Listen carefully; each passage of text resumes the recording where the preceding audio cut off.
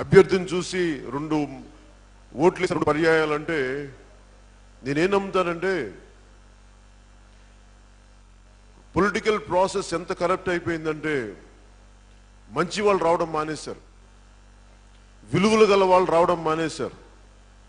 ఒకప్పుడు కర్నూలు ఇక్కడే ఎందుకు క్యాపిటల్ పెట్టామంటే అంత విలువ గల రాజకీయ నాయకులు ఉండేవాళ్ళు, బలమైన వ్యక్తులు ఉండేవాళ్ళు కర్నూలులో.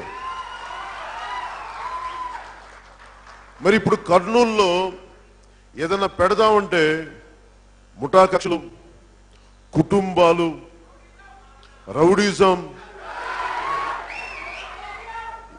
వీళ్ళు అంటే ఎక్కడ మనకి అప్పటి తరం నాయకులు ఇప్పుడు వాళ్ళందరూ కూర్చోబెట్టి భయపెడతారంటే, ఉదాహరణకి నేను పెద్దలు టీజీ వెంకటేష్ గారి గురించే మాట్లాడుతూ ఉంటే నాకు బాగా తెలుసు, ఆయన వ్యక్తిగతంగా బాగా పరిచయం ఉంది.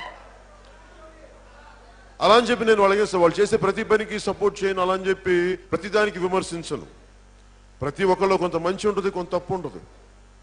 ఉదాహరణకి ఆయన పరిశ్రమలో తుంగభద్ర నదిలో కాలుష్యం వెళ్ళిపోతూ ఉంటే దాని గురించి తప్పకుండా మాట్లాడాల్సి వస్తుంది.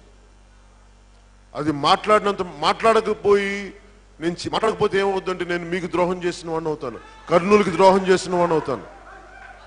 నేనేం నమ్ముతానంటే ఇన్ని వేల కోట్లు ఉన్నాయి మీ అందరికీ, ఇంత డబ్బు ఉంది, మీరు ఇలా కాలుష్యం వెదజల్లుకుంటా వెళ్ళిపోతే మీ బిడ్డలకి వేల కోట్ల ఆస్తులు ఇస్తారు, తాగడానికి నీళ్లు ఉండవు మీకు, కాలుష్యంతో ముక్కులకి ఆక్సిజన్ సిలిండర్లు వేసుకుని తిరగాలి భవిష్యత్తులో, ఇదా మీ బిడ్డలకి ఇచ్చేది అని స్వయం నేను వాళ్ళని అడగాలనుకుంటాను.